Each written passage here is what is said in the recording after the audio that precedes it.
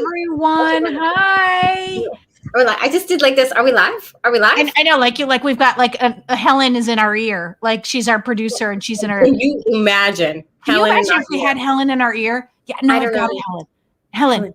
Helen, I've got it. Okay, Helen. We're trying to do a show. Helen, please. The show started. Helen. Hi everyone, and welcome to the show that not a single person asked for. Not one.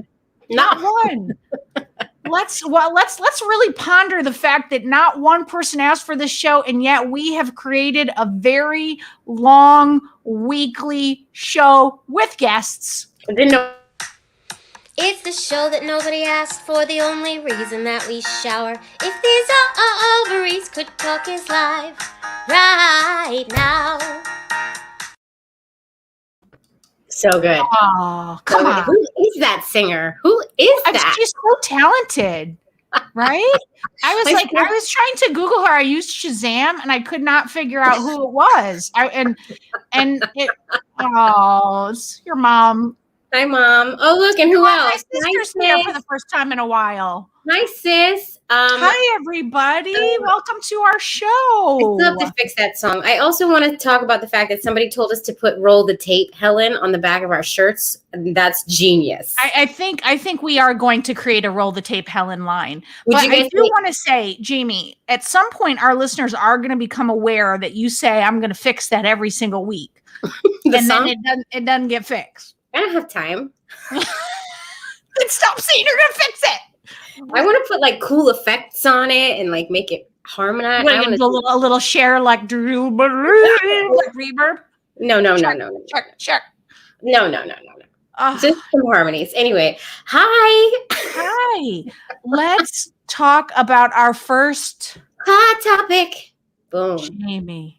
Yeah. I feel like I tried to order them this week so that we got the really sad stuff out of the way at the top, because otherwise we're like this. I think last week we were like just super sad though. And then we were like, goodbye. Thanks for coming to our show. Guys, don't forget to say hi, Rachel Townsend. Well, I have a friend, Robin Townsend. How funny. And Rachel, we had to email Rachel back today because Helen was supposed to reply to Rachel and did not. She does it all the time, you guys. I'm so sorry, Helen. If ever you send us an email and it's late, it's because Helen was supposed to respond and didn't. Always. Helen. Mm-hmm. Yeah. Always. Yeah. And most of the time, me. Let's get into our first hot topic. Okay. I had a realization this week because I was in, and we talk a little bit about this in next week's episode. I was trying to figure out if I should put my son into the hybrid, and I had to fill out the form by Tuesday, and it was like all this pressure, and I was like trying to figure it out. And then I was sitting with Mary and she was just like, well, a lot of this is going to fall on you. So, kind of like whatever you want to do. And I realized that the problem I was trying to solve, which was like the lack of consistency for my son, the lack of like in-person learning, like that it's not going to be fixed with the hybrid setup we have. In fact, it would be worse because we were going to get 2 days of in person, but then 3 days of async, which is no bueno in my house. That's what it works for my daughter. It doesn't necessarily work for my son, or it doesn't work for me because then I got to do all this crap. Hi, Jon Stewart. Jon Stewart.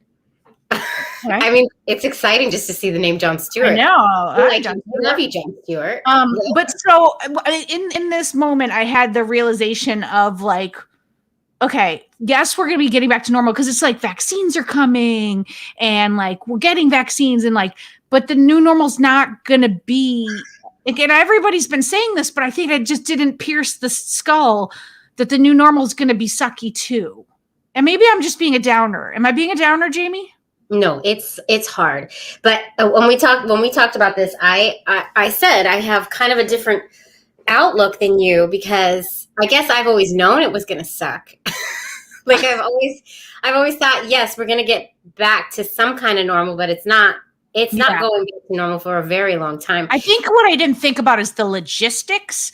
It's like I've got two kids in two different schools, and like if there's no busing and I don't know how I'm getting anywhere to do anything. And then this is what I'm saying the whole time.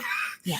How do I deal with 2 kids in 2 different locations who have completely different needs, who are home with me all the time, but also need to be separated from me so I can do my work? It's impossible. This is not sustainable. It's just not. And the thing is that this is landing on parents. Yes. And a lot of and moms in a lot of ways too. A lot of couples, a lot of moms have had to stop working, and that would be me, but I can't stop working. Because I won't let you. Well, there's this, and then there's also my day job because I have to pay the bills because this isn't doing that yet. What? What? We're wildly successful and famous with a huge salary signing bonuses, Jaimie. Tell my boss that too.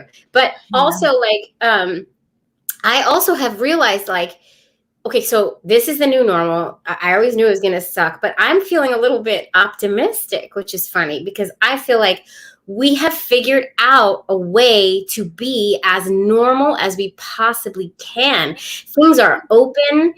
I'm able to go places now. I feel safer because we have figured this pandemic life out. So I feel a little optimistic, even though this is not sustainable. And my home life is so hard with the 2 kids. Yeah, at work. But I feel like, okay, if we can keep it here, the outside life is sustainable. Like what's happening on the outside. Yeah. I mean, and that is the thing, like as the vaccines come, I think I'll feel comfortable to like, still keep a mask on, but maybe go sit some outdoor dining and, but I do think though that like, and we've figured out our work from home, like with the podcast and stuff, and that's all great, but it's just, you want to stay like this and I want to go back to the studio. The school piece is the hard piece. This for me, the school piece. It's impossible. What's Jon Stewart saying, Jaimie? What's he saying? He says the new normal will be something new. Many small business, for example, are gone forever. Many newspapers are gone for good. You're so right. Like I walked down a street, 14th Street, which is a major street in the city. I walked down a part of 14th Street that I haven't walked down in months. I couldn't believe how many things were shut down. It's not. This city is not a ghost town. It is still very thriving and very alive. But I couldn't believe how many doors were like permanently shut.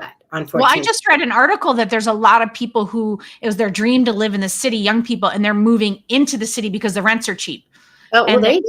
Yeah, and so it's like, I mean, New York will never die, and those storefronts will be filled. It's going to take a couple years, though. I think there's going to be a real, it's going to take some time, but we're going to get a lot. I mean, I don't know. Can we say we're going to get a lot of new businesses out of this? That's bad for the ones that had to. I don't know. I know Jon Stewart makes a point that all the pizza shops are closing down. Have you noticed this?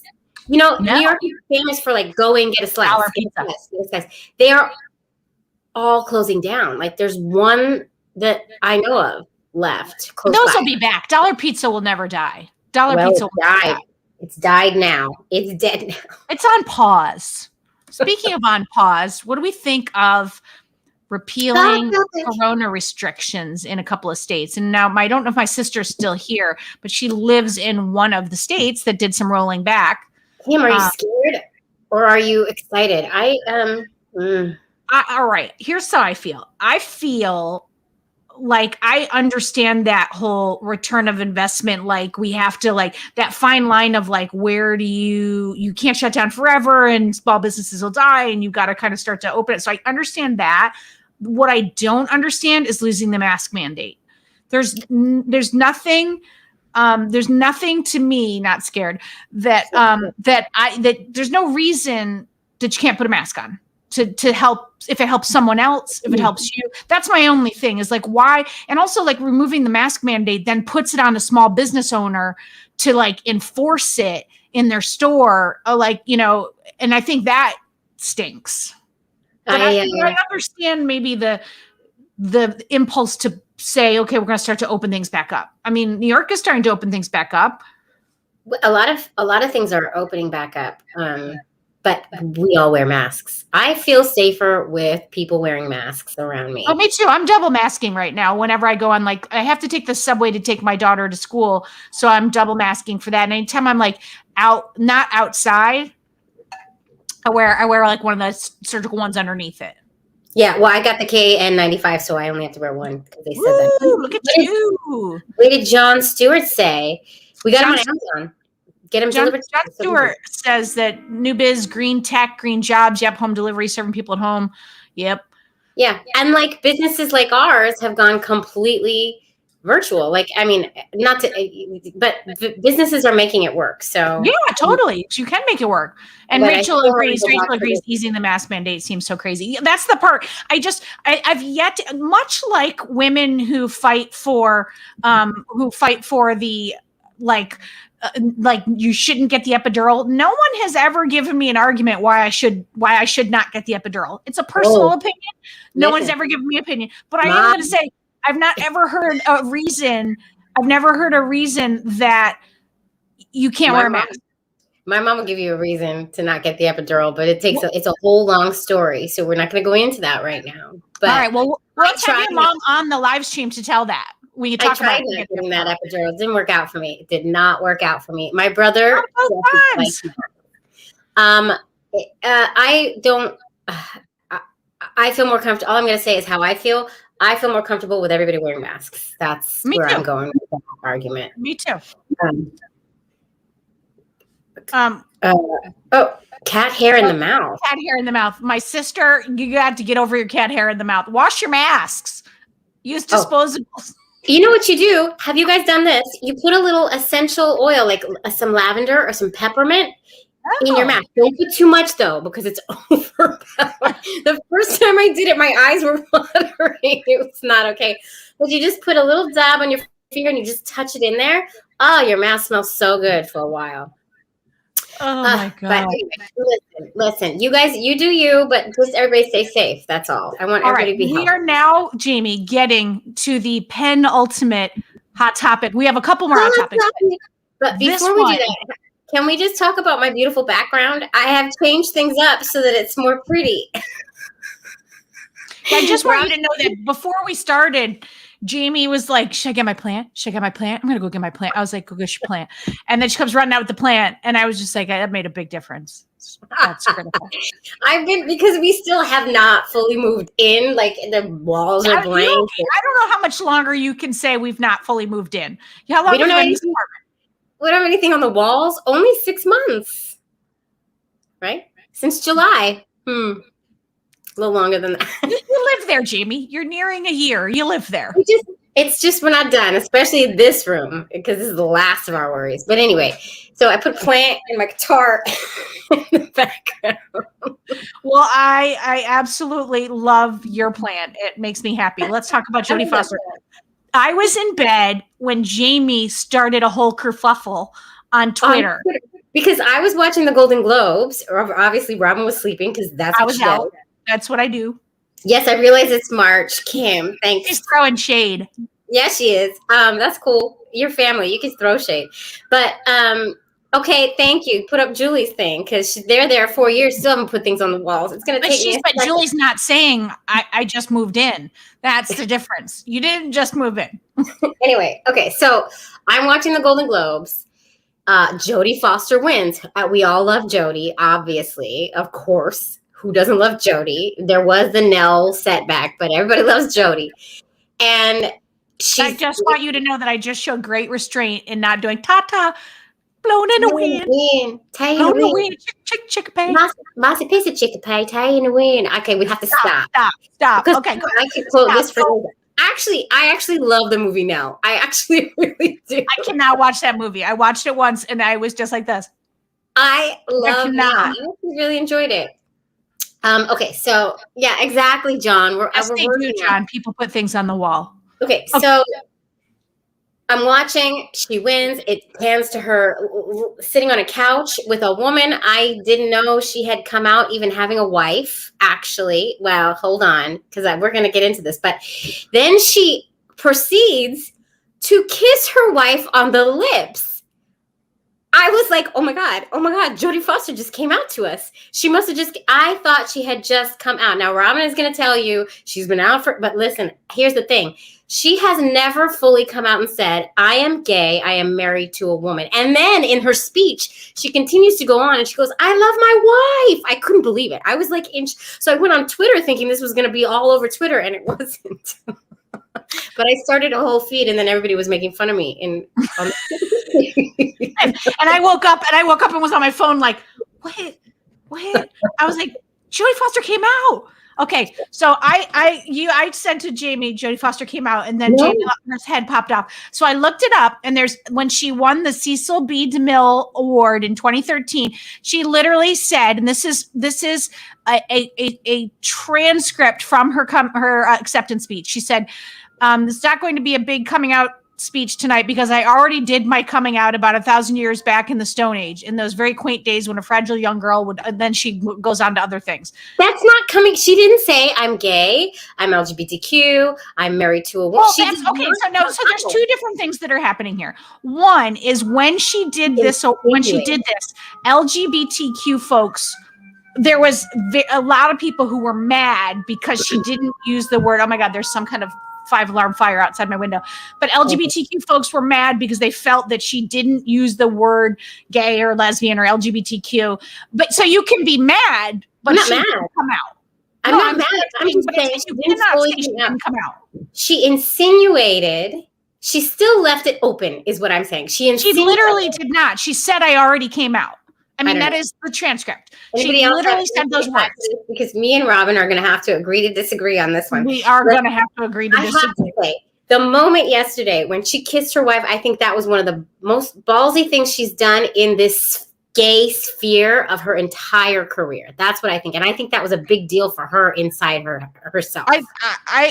I think you are having a weird Jodie Foster moment, and I think it's not just me and you disagreeing. I think it was all of Twitter that was like, she came out already. Could she have come out better? I believe She's so. Married to Dylan from the Wait, that was Dylan? Okay, wait. I'm so confused. Now now I'm confused. Wait, Dylan was the one who was transitioning, wasn't it? Okay, now I don't even know. Didn't know this was news. Okay, Emily. Okay, whatever.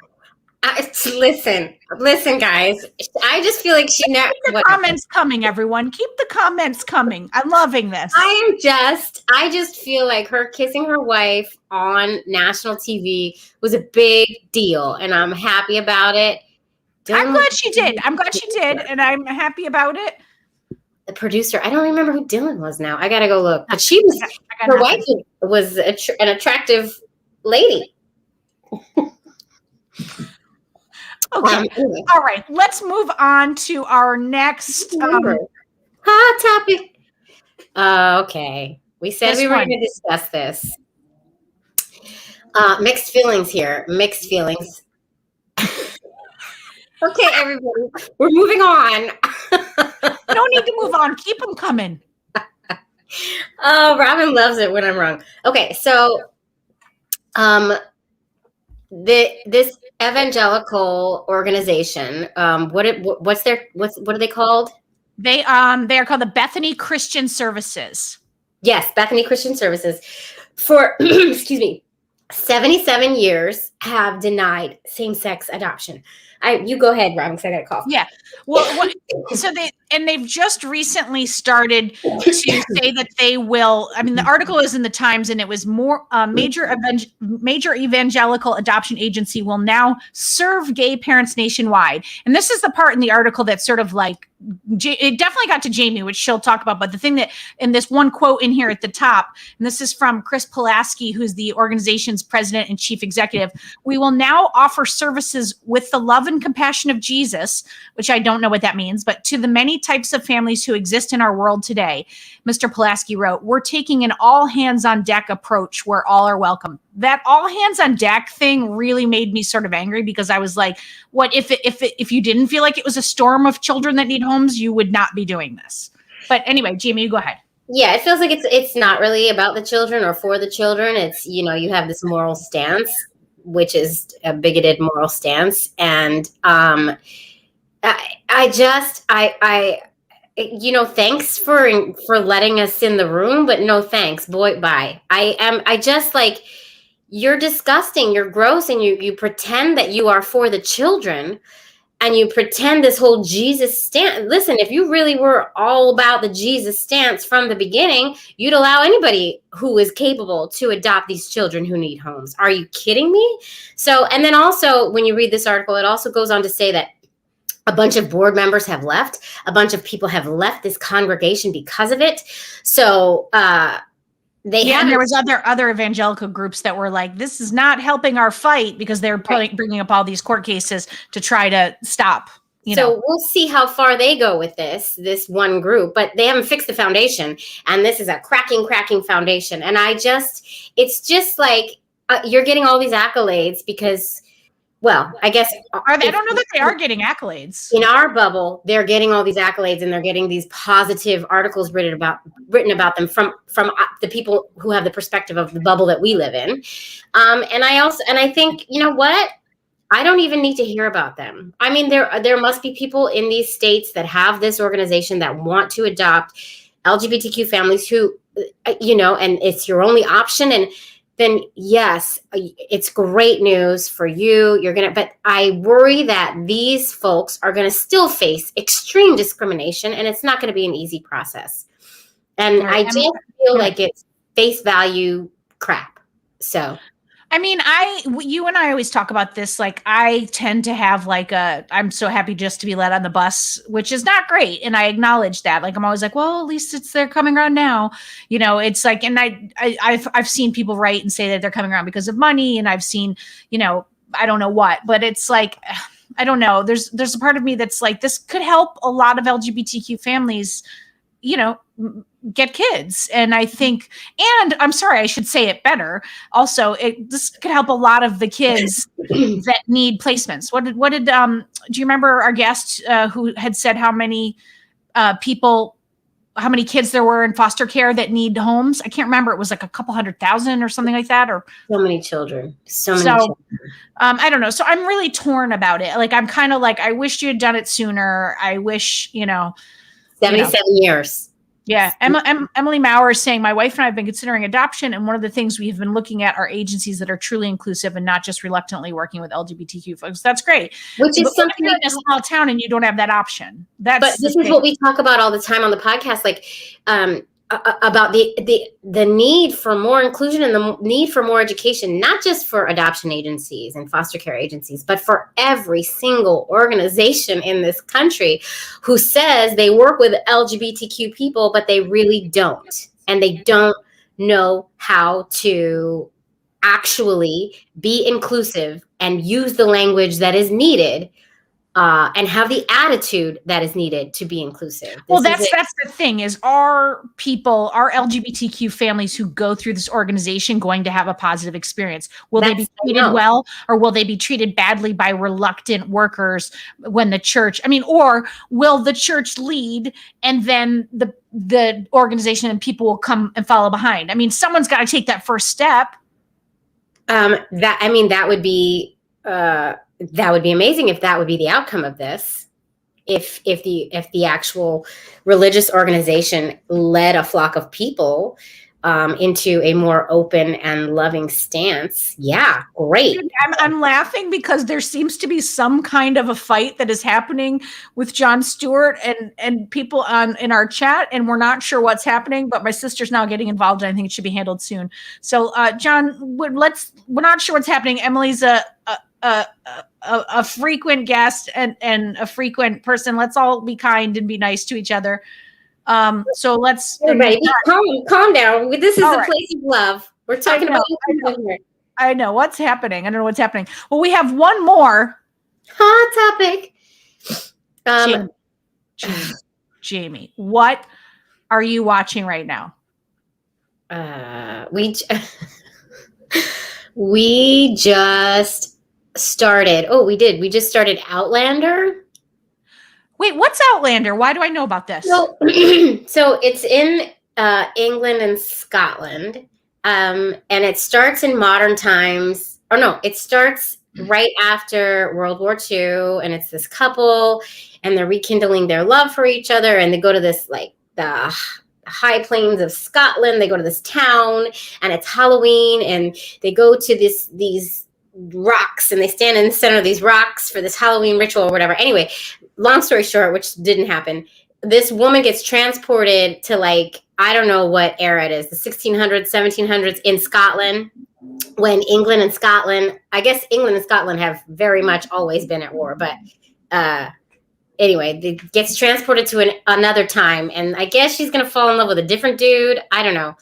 I'm kind of into it, but it's like, it's interesting. It's, you know what it is? If it was a book, I would eat this book up.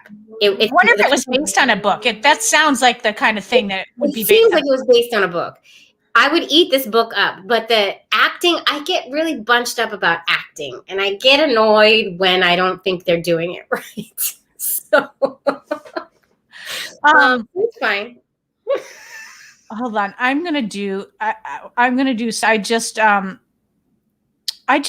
asked our friend Jon Stewart to leave because he was saying mean things to people, and I don't know what that was. So yeah, we don't do that.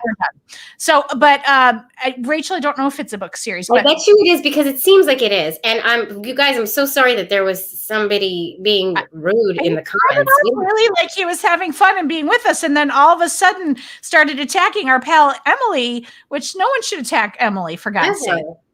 And then he told us to crash, and so that was like, we're gonna block you. Bye. I wonder if that was that Twitter dude from way back.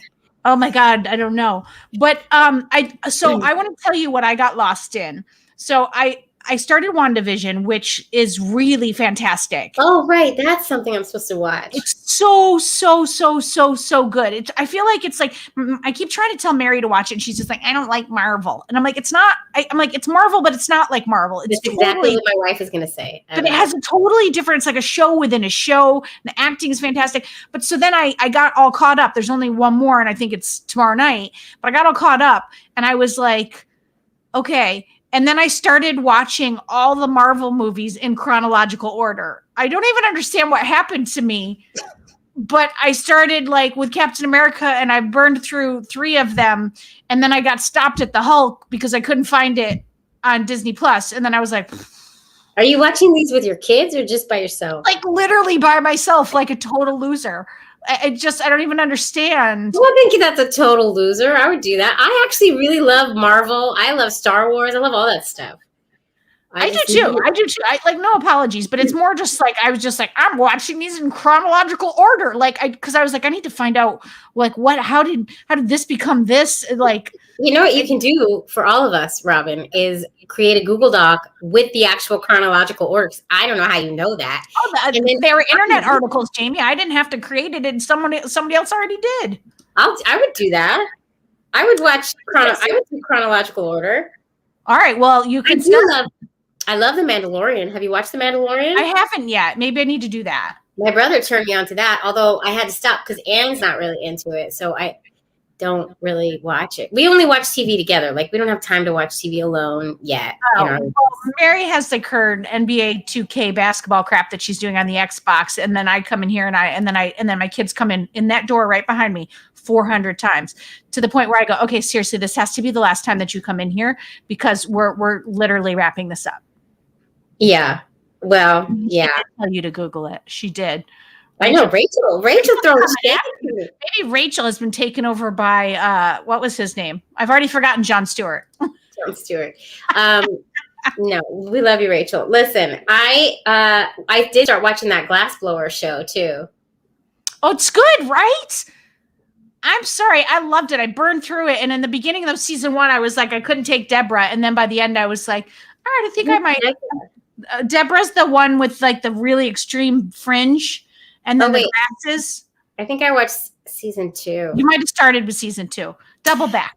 I think the truth is, by the time my kids are asleep, I'm so tired. I'm so burnt out. I don't like anything on that TV. I'm like, this is not. Oh, I know. Most days I just put on my audiobook and then I fall asleep at 9. It's sad, but it's true. Sad, but it's true. We need a song. Season 1 of Blown Away is better. Maybe that's what it is. It is time for you to tell people to rate and review us. We didn't ask anybody else what they're watching. What are you guys watching? I think that was clear. They said what they said.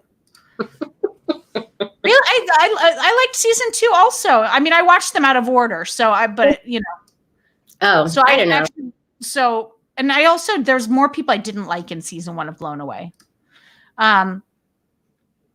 Oh, got you, Rachel. I love you, Rachel. All right. Now you're going to even if you were telling me to Google it, because Robin tells me Google it all the time, or Robin will say, it's in that Google Doc I created that you're sharing. Are you leaving out the part where then I send you the link to the doc, or then I look it up for you anyway? You leaving that part out, Jaimie? Then she does that too. No, you're nice. You actually send me the link. I have coworkers who, do that thing, which they should do because I should find it on my own. I'm doing better at finding these things on my own, though. Anyway. Whew. All right. So people, if you have read our book, If These Ovaries Could Talk, the things we've learned about making an LGBTQ family, and you are able to rate and review it on Amazon or Goodreads, that would be delightful. Even if you haven't read it, just rate and review it. But only happy, positive reviews, please. Don't say mean things. I guess if you say mean things, you could say you're Jon Stewart. No, don't, because John started out very nice. I mean, something happened with John. I don't know what happened with John. But wait, Kayla wrote, I just finished your guys' book. It was great. Guys, if you haven't read it yet, Kayla says it's great. I also happen to think it's great. And I'm very critical of the work we do. It's true, she is. And just remember, if you have never been an Audible member before, you can get an Audible subscription and you can use your first code to buy our book. And it will be free. And then just drop it after 30 days. Who cares? You get to keep the book. Mm-hmm. Anywho. Okay, we have these sponsors on our website that we believe in, and you should check them out if they sound of interest to you. BetterHelp and Mira. So BetterHelp is online therapy. You've heard us talk about it all the time. It helped Robin and I through a tricky spot. And therapy is great for everyone. And Mira is a fertility kit. They have a new one that's even better. And we fully stand by it. So if you're getting ready to start that baby making process, you want to check your fertility hormones, this is a great kit to get started. And we have had a delightful time with you here today. And I think if nothing else, we proved that Jodie Foster came out in 2013. Thank you. Listen, my mom is on my team here. My mom is on my side. Your mom would be on your team. You could be holding a stolen thing coming out of a bank, and your mom would be like, I don't think she meant that. She didn't mean to do that. Jaimie, just put it back. Something's not right. She would put it back. This is not in her nature. She was just borrowing it. Go look. I bet she wrote a check. Have you asked her? Did you leave her credit card numbers? I'm sure. Just check in. But anyway, my mom said that she thinks her coming out was vague as well. No, we didn't read that comment, but I felt like I needed to come back to that just so everybody knows. On that note, eggs, ovaries, and out.